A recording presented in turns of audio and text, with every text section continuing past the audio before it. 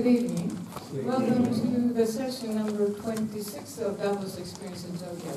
My name is Yoko Ishikura. I have been hosting this series over the past 2 years and a half. And it's great to have all of you on Friday when everybody else is going out. And you are so dedicated to come here and to try to figure out another you. And I think that's a very important topic today that we're trying to figure out. Other than your current job, what are the possibilities that you can use where you can make much best use of your hidden skills and the hidden talent? And that's what we will be talking about. But before we get to that and introduce the two guests for tonight, let me talk a little bit about what has happened since the session number 25, I believe, in April. How many of you were at the session in April when we talked about innovation in agriculture, farming, and supply chain? Not many. Okay. How many of you, this is the first time? Okay, it seems like it's always quite a few first-timers, which is great. In April, we had Yuriko Kato, who founded the sort of nonprofit or social entrepreneurial company called M Square Lab. And she has been trying to introduce technology into farming, agriculture, and food supply chain.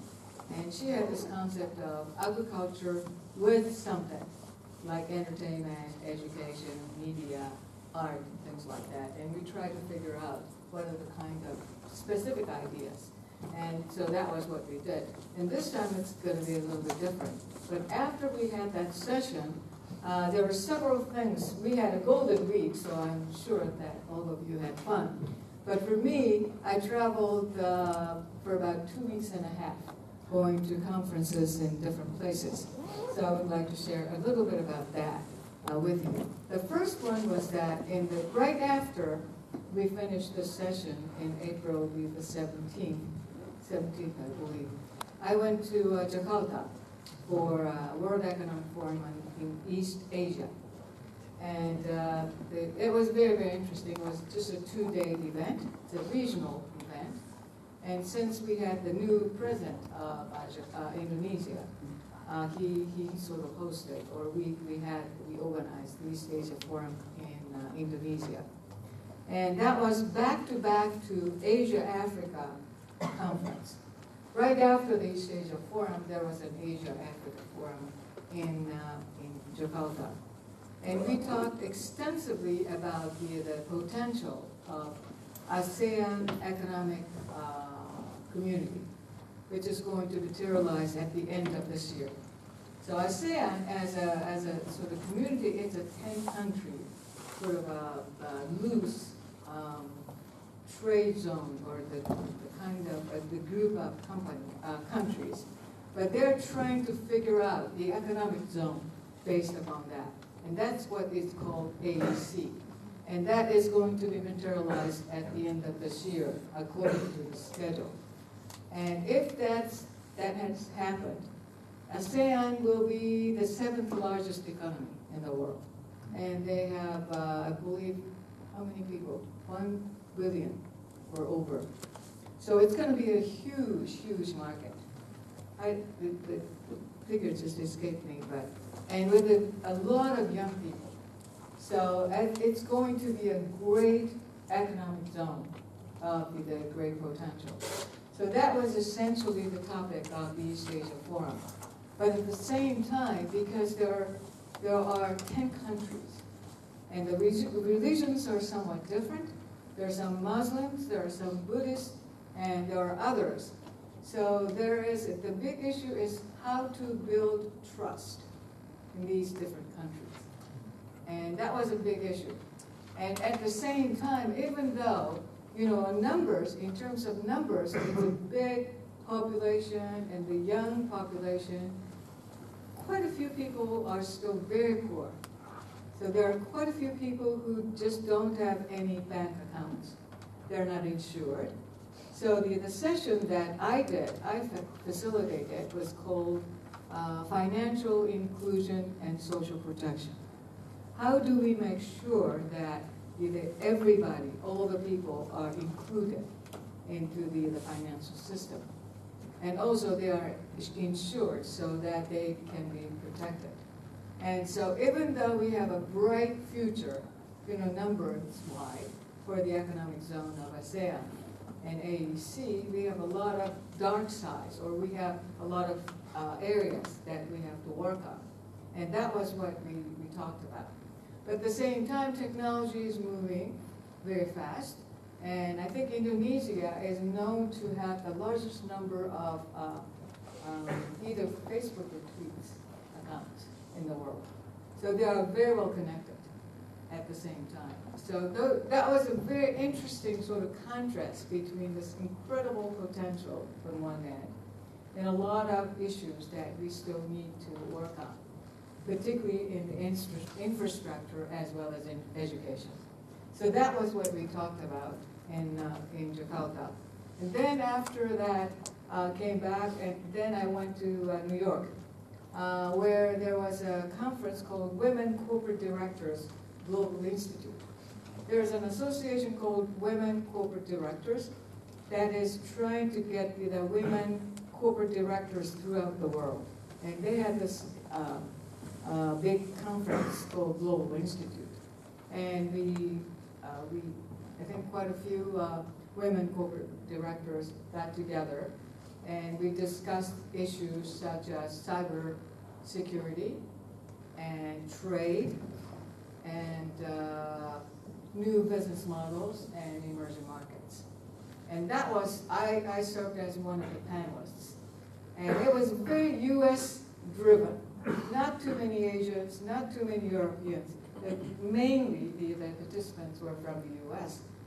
But it was kind of interesting contrast because it was heavily US oriented. But we talked about diversity, we talked about how do we make sure that the corporations are well protected or well prepared to face all these new issues, such as cybercrime, such as trading, such as geopolitical turmoil and confusion. So that was that. And then after New York, I went back to Bali, Indonesia, for another conference. And that was the topic of that conference was the roundtable of high-level experts on mobility of high-skilled people within ASEAN. And because ASEAN, in order to make sure that their potential in economic growth is materialized, they need good people. And yet, the high-skilled people tend to go outside of ASEAN because they don't see too many opportunities ready-made. So we try to figure out how to make sure that the ASEAN people of high skills will stay in the region so that the economic potential can be materialized. But that's a quite difficult task because if you're high skilled and if you're very well educated, either in the US or in Europe, you would like to go to some places where there's a lot of potential for your job. So people tend to go out. And, so that's always the issue, the dilemma between regional growth and the global growth. And I found out there were several things which I thought was very interesting. One of which is that the Philippines really is not urbanized. They don't have a middle class because most of the people with the skills go out of ASEAN. They tend to go out to Middle East, and you see a lot of Filipinos in Middle East, UAE, these countries. And so they don't have a middle class. So when it comes to the infrastructure and the base or foundation for the economic growth, that seems to be the key ingredient that they need. So there were we talked extensively about how do we make sure that the ASEAN as a region will recognize like medical doctors, nurses, engineers, tourism-related professionals within the region so that they can mobilize or they can move around without too much of a visa approval and qualification. So if you are a nurse or if you're a doctor in Indonesia, you can be a doctor in the Philippines or in Thailand or Myanmar and anywhere else. So those are the kinds of things that they try to figure out. And so it's I was exposed to a lot of different things, but mainly what I gathered from it is that I think we are in a region with a great potential, great economic potential. Japan is located in Asia, and Southeast Asia in particular. There's a big, big potential for the economic growth. And what they need is an infrastructure and good, high-skilled people, and technology. So I think we are located, positioned geographically in a very, very good place.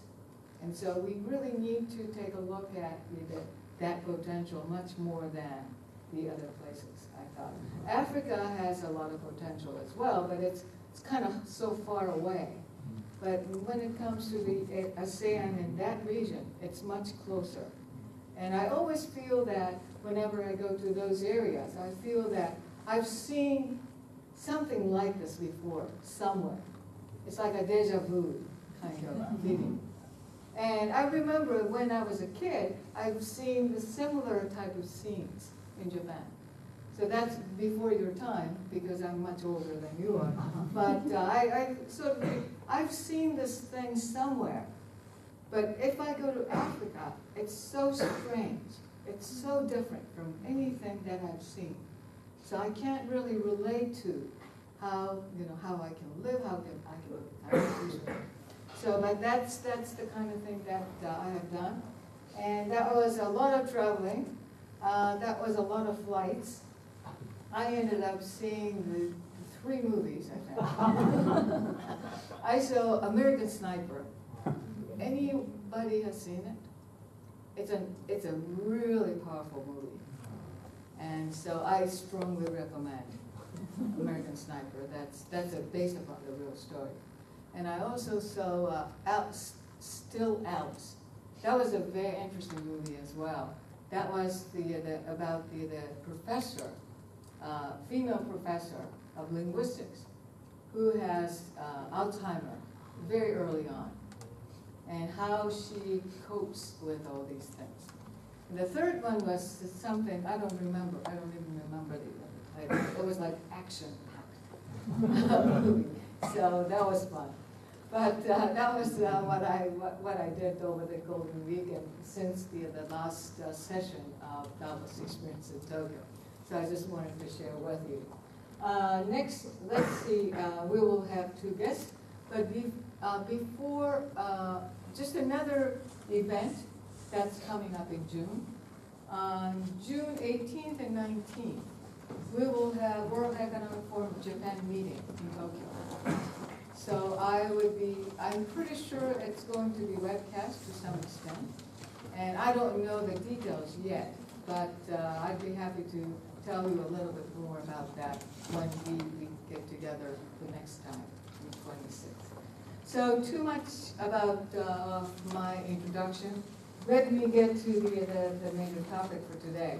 We have 2 guests. One is Ben Matsuzaki, who is the president of Herman Miller Japan, and he'll be sharing his experience of doing a pro bono work. And the other guest is Akiyuki Minami, who has founded the website called Copanera. And I asked, why do you call it Copanera? What exactly is the meaning? Here is the place. Here is the place that you can test your skills to find out whether anybody else will buy that or not. And that's precisely what we're trying to figure out today. Because as I spent 2 weeks and a half overseas, I've noticed that particularly the US, they are very good at marketing themselves. Even the Catholic priest, They are so good at selling their stuff and getting money. And usually these Catholic priests, they say, well, in Christianity you're supposed to make a contribution. But here's this guy in Palm Springs. He said, well, this is what your money does for the rest of the world. Now, let's get your money. So I thought it was just so straightforward and so simple, but such a great marketer. And we would like you to think about how to market yourself, how to identify your hidden skills, and how to make sure that you find the buyer, because you need the buyer in order to make it a business. Okay? So with that note, it's all yours. Okay, thank you very much, Yoko.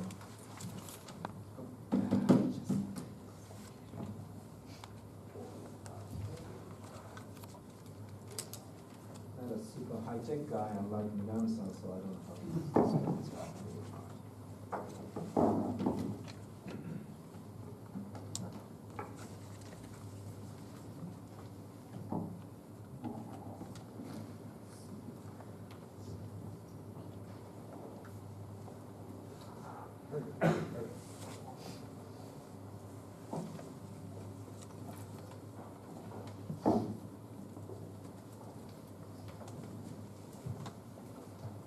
Hello everyone, I'm Ben Matsusaki again. I'm, as she said, president of Copanera Japan. It's a furniture company, so I sell furniture every single day.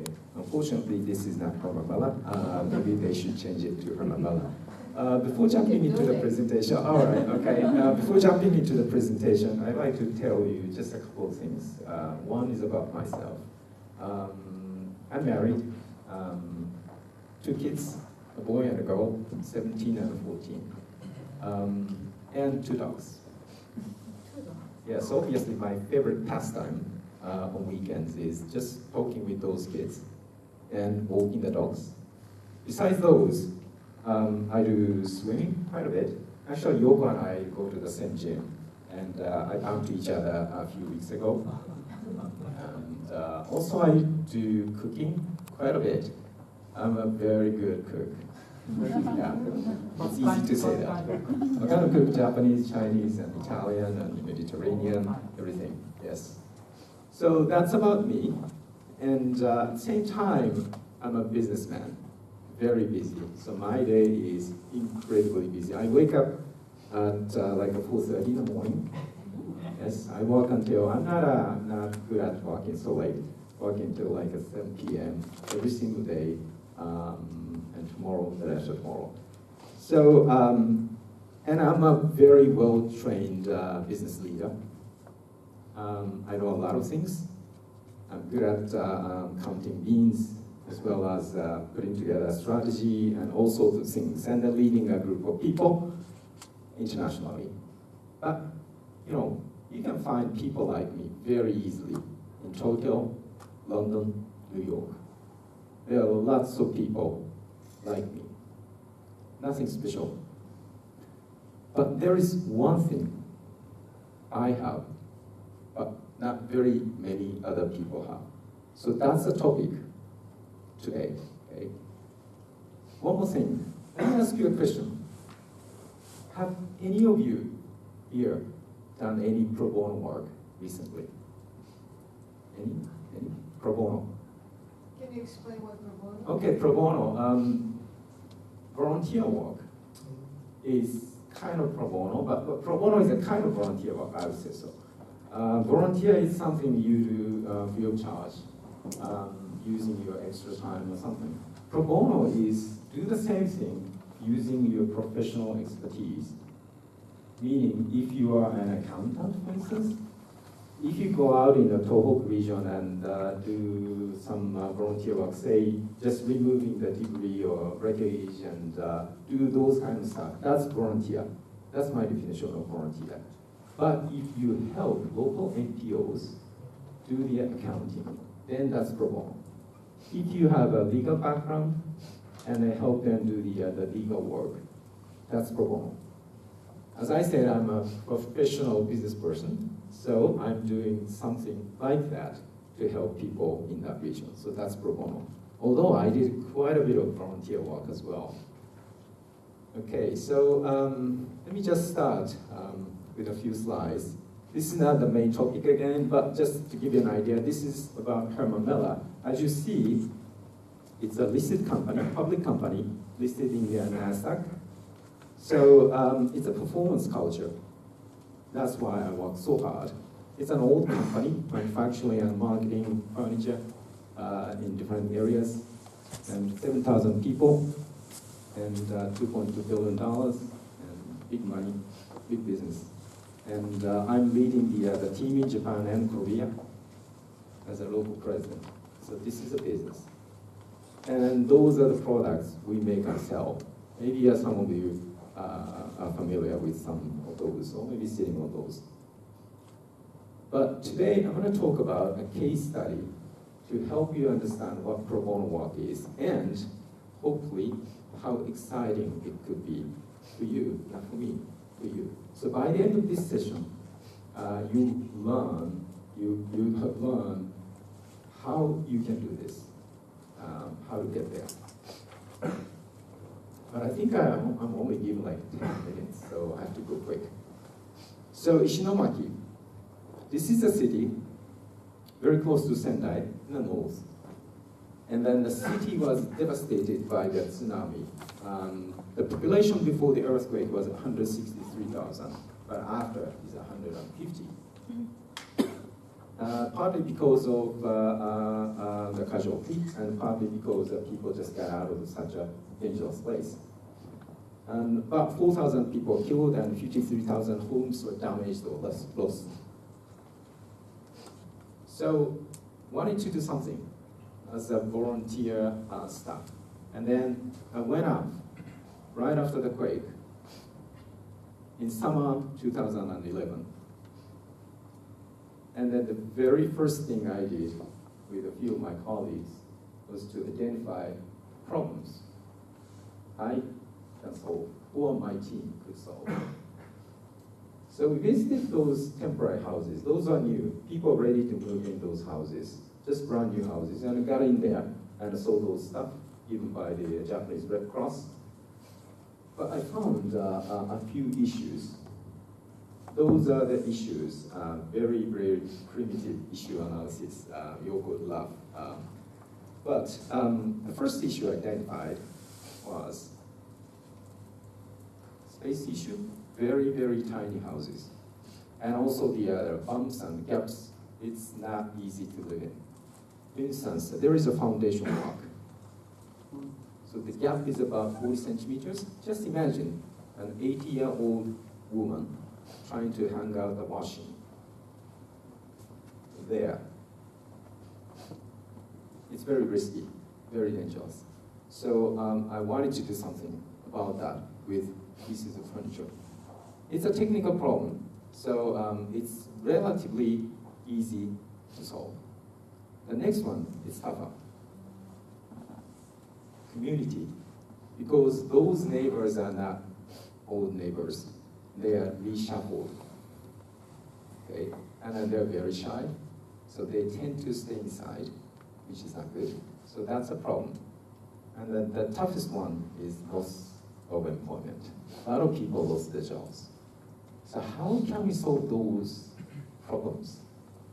I was given by the company like half a month and 11 other people. That's a kind of unit. So I spoke with designers, local and international designers, and then just brainstormed a little bit.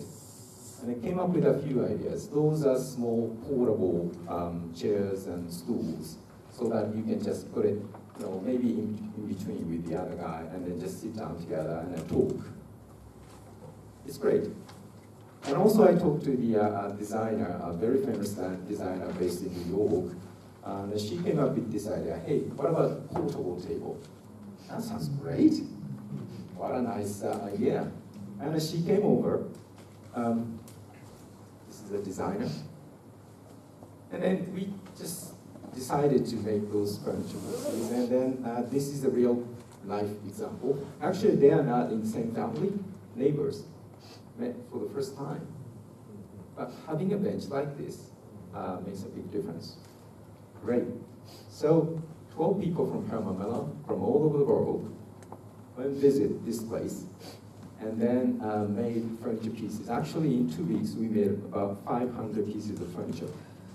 Working together with the locals, the residents of those houses, including those little kids. The rule was very simple.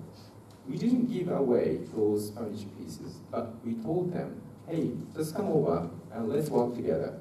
And then you can take it home. So that was the rule. So even those little kids helped us and made furniture. So that's how we transferred our knowledge and fun, joy of making furniture. Is this pro bono? Me making furniture? Again, I'm not a craftsman, so this is a volunteer work. I, as a businessman, doing this. So I decided, after doing this, to do something different, something more sustainable, something more rewarding, which is pro bono. When we left Ishinomaki, a few local people took over the place. Power tools we purchased and a bit of timber we purchased. And they took over the place, they took over those stuff. And they wanted to do something. Those are the guys. The guy in the middle used to be a sushi chef. He and his father own a nice sushi restaurant in the middle of the city. And then they lost the place. And he lost his mother. So he decided not to go back to the business, but take over this something and then just wanted to do something. So I helped him and I helped those guys to start up the business. This is something they put together, a mission statement. I'm not going to go through this. This is too long, but there are like 6 lines.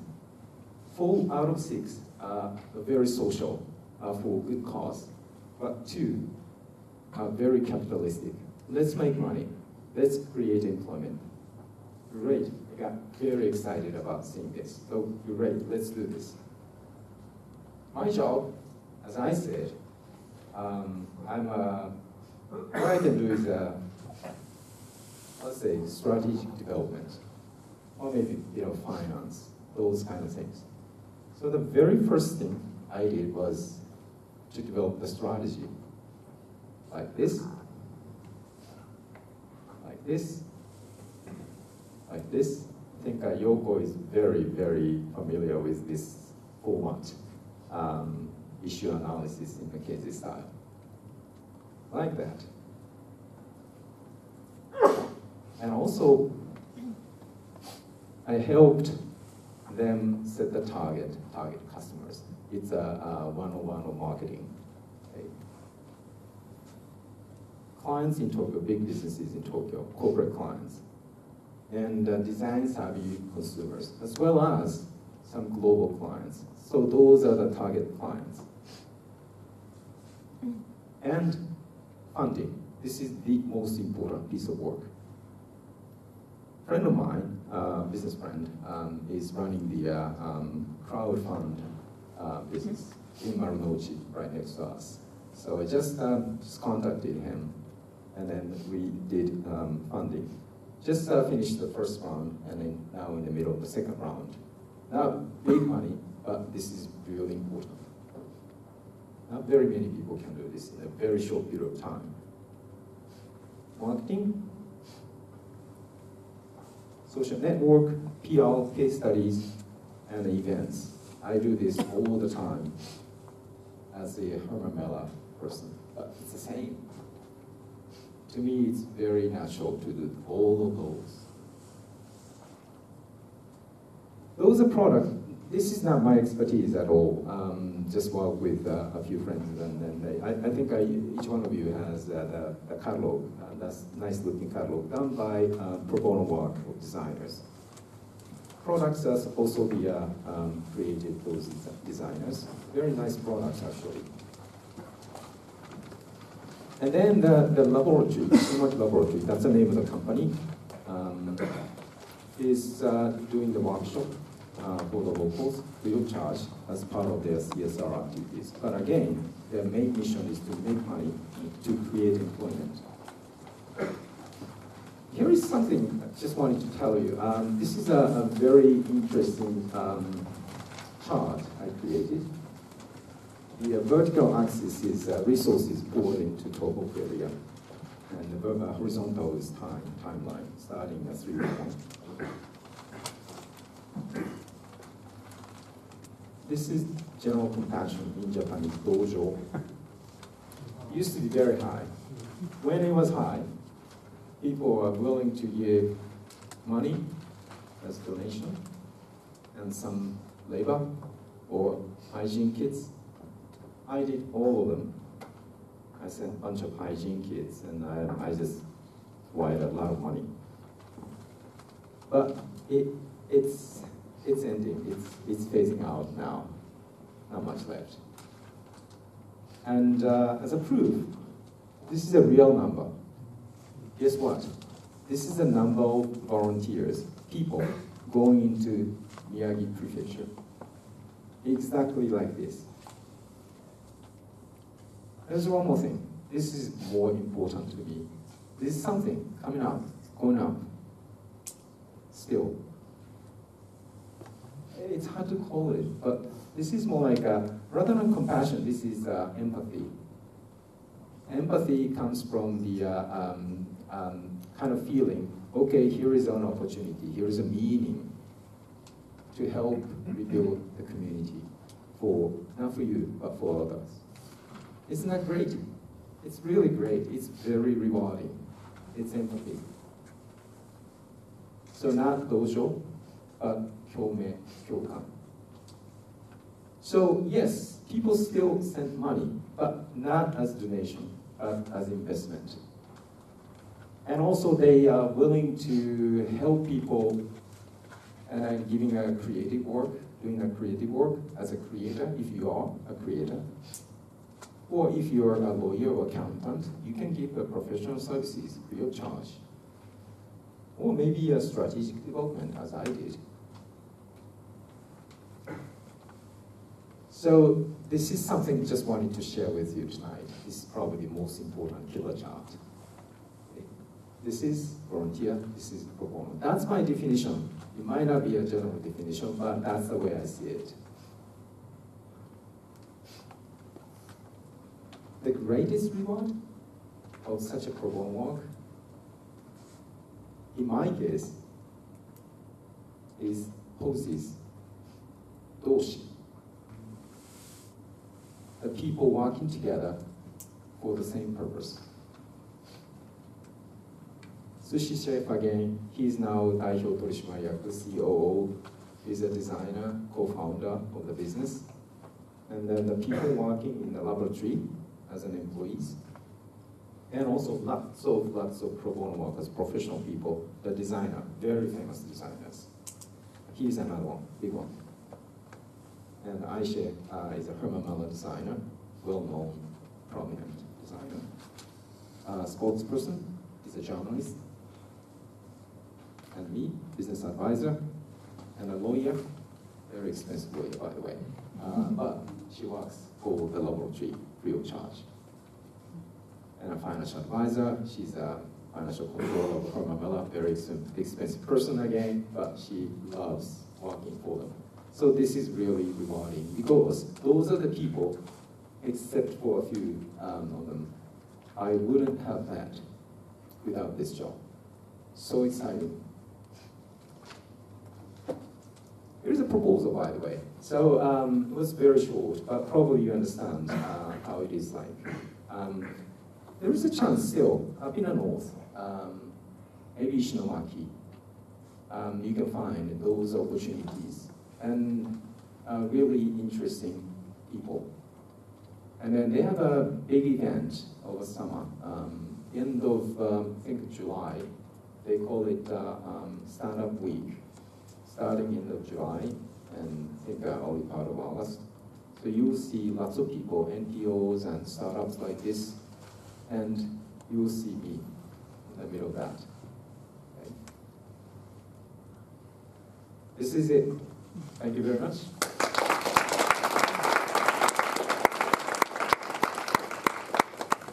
Okay, thank you very much. Now let's go to Minami-san, who's going to introduce us some of the examples that the regular people can figure out how to market their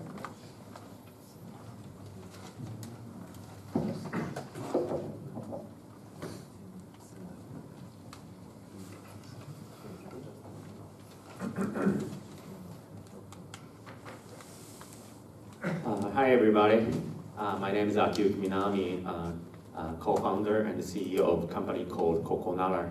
It's a great honor to be here, and so today I'm talking about the product named Copanera, same name of the company, and some story about users who are using Copanera. And by the way, how many of you heard about Copanera before? Yeah. Okay, thank you. And how many of you really used it? Used Copanera? No? Okay, one. Thank you very much.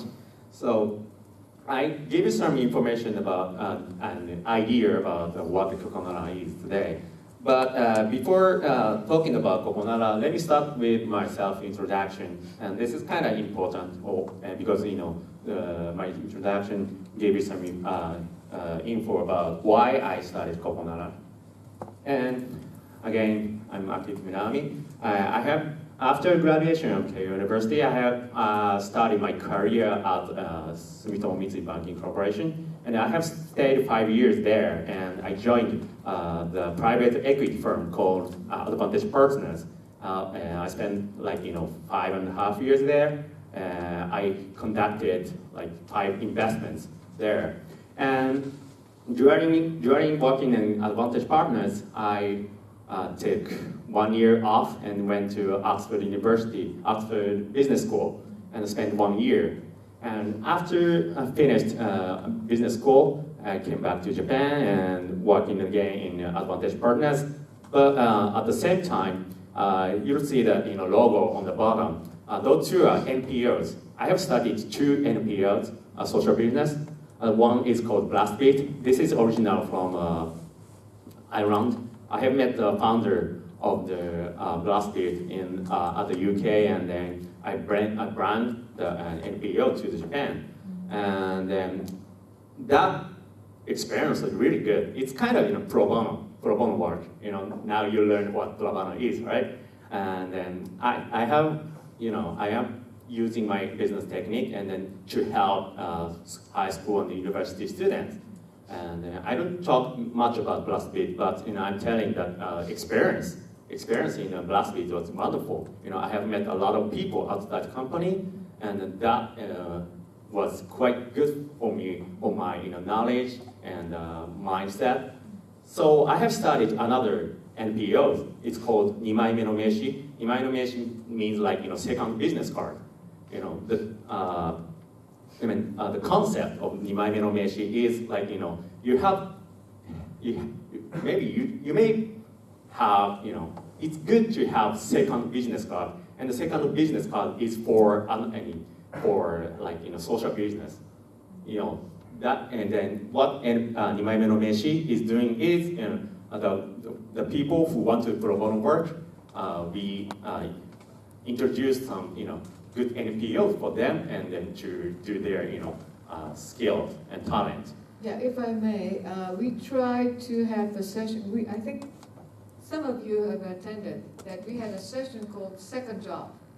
What if we can have a second job? And I think that's a very close, similar to this Nimaime no Meishi. If we can get the second job in addition to our regular job, what would we do? Because that's a great way of startup, trying to start up, going to school or doing some social work and things like that. So that's a very close sort of similar to that concept. Yeah, so I watched a lot of people learn a lot in Nimaime no Meishi. So I felt like, but those pro bono work is only for a high-skilled business person. You can learn a lot about selling your skills and experience, but it's not easy for everybody. So that's why I have started Copanera. Everybody have unique skill and experience. So I felt like I want to set up the place for them, for everybody.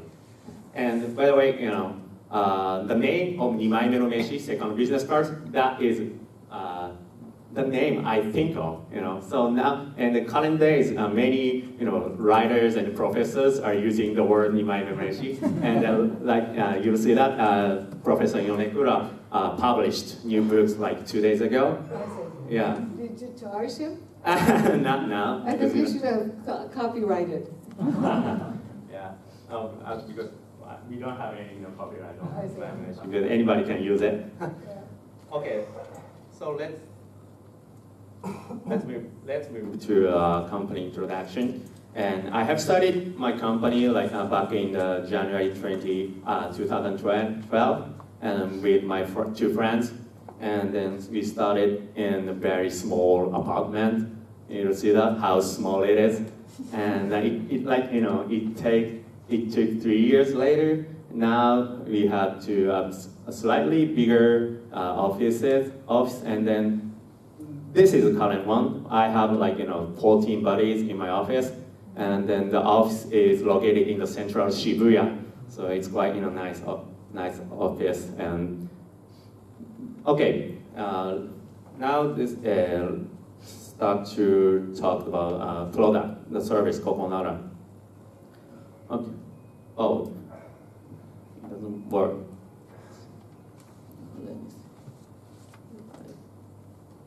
There should be the, okay, yes. Copanera is a marketplace where you don't sell goods. What you sell is skill, and services based on skills, experience, and knowledge. And so, you can sell the service I will teach something, or I will make something. And this is not open message board. It's one-to-one closed-based communications. And then the feature of Copanera is all price of the service is 500 yen. About everything is priced for 500 yen, and then a movie you're watching is made in Copanera for 500 yen.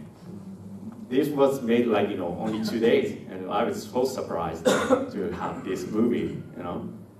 So again, the feature of Copanera, anybody don't have to pay any sign-up or monthly fee, and then users can access other skills and experience for only for 500 yen. And let me introduce sorry about that. Another feature of Copanera is you are not allowed to actually meet the sellers or providers. You can't sell any goods. The trading should be done only on website only. And then the originally launched Copanera launched back in July of 2012, and then we have acquired 160,000 users, and then the number of deals per month is about 20,000. And this is a sales growth. There is no scale, so it's sorry about that. But now, as you see, we are growing. So maybe the rate of growth is 15% per month, maybe. Yeah, it's growing. And then let me introduce some popular services in Copanera. This is a portrait service. You'll see my pictures on the left, and I have asked many portrait, drawer, illustrator, and can see the unique illustration. And everything here is only for 500 yen.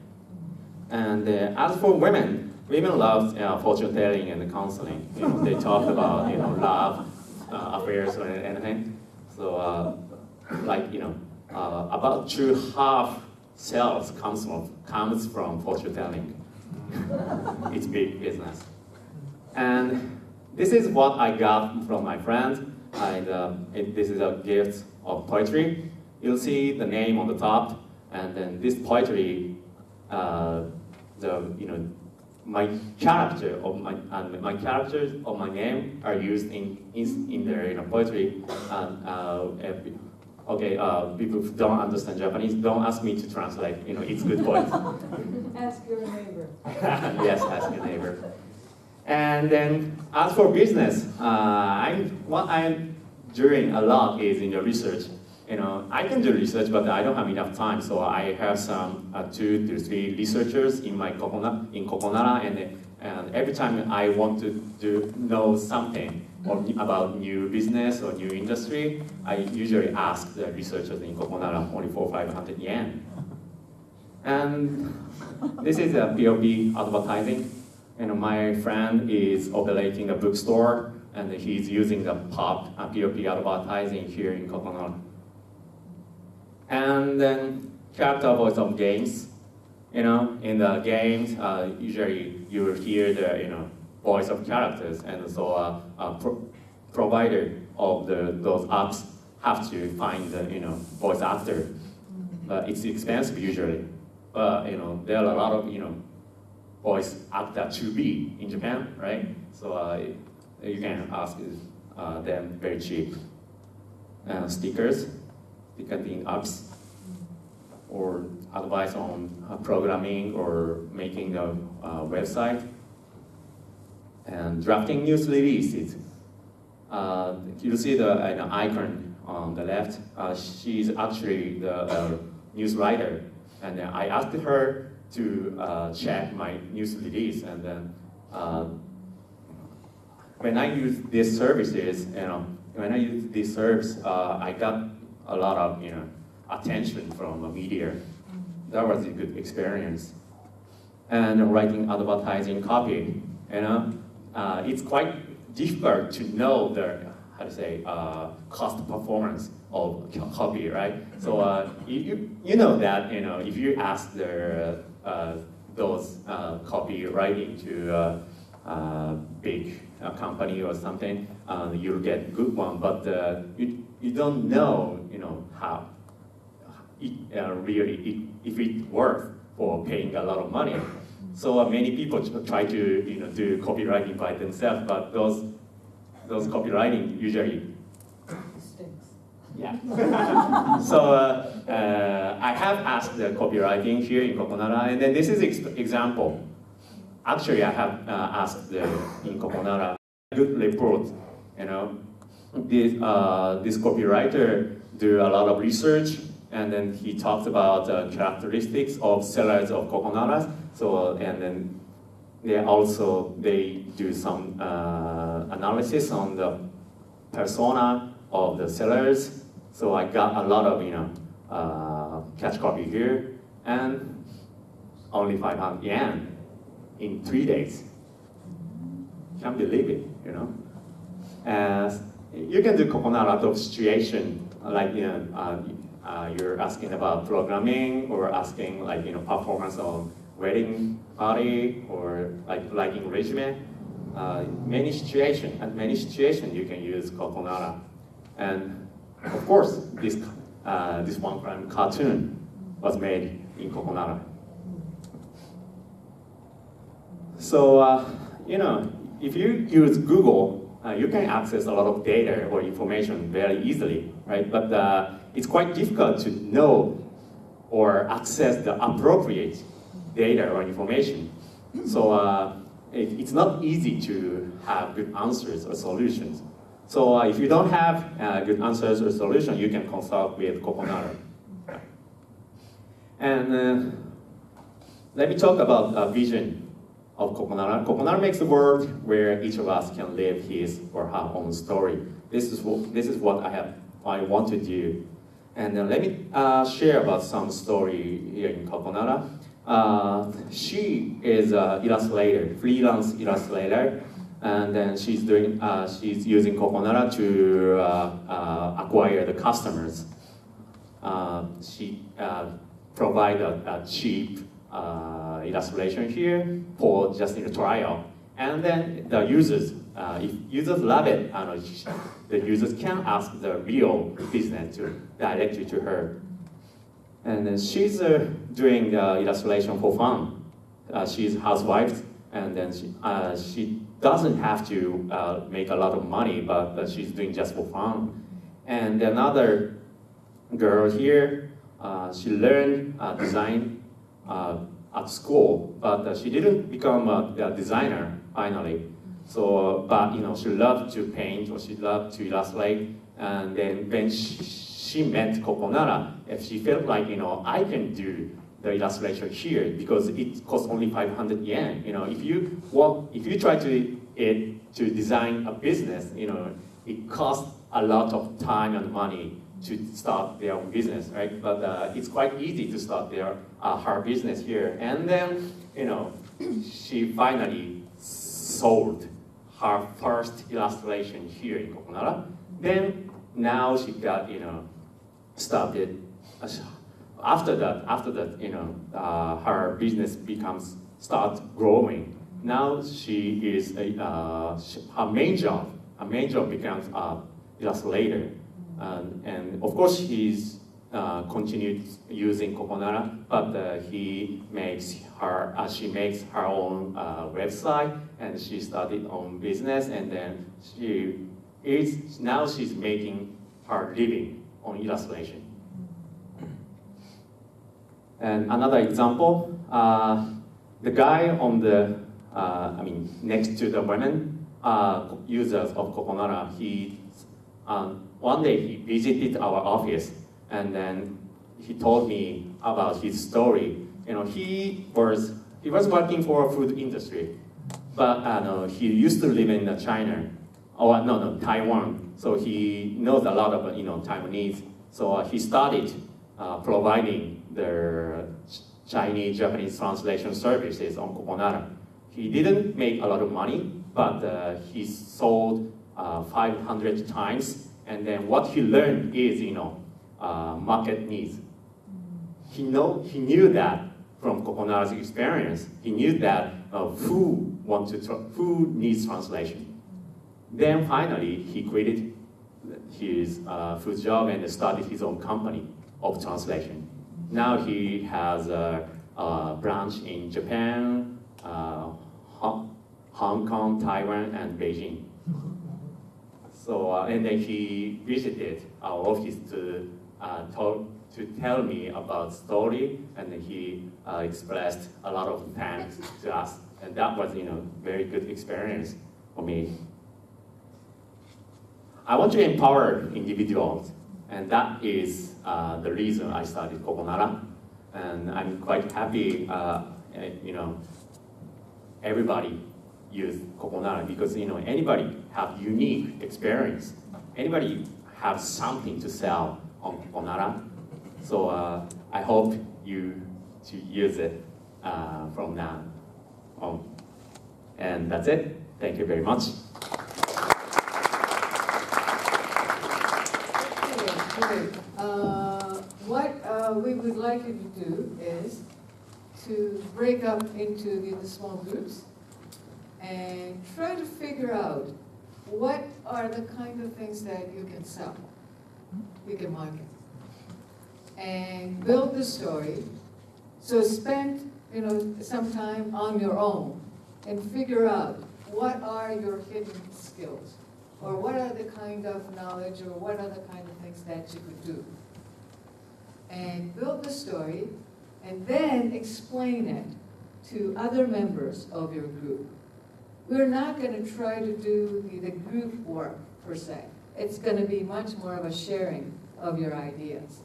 And other members of the same group can suggest where they could go to market their skills.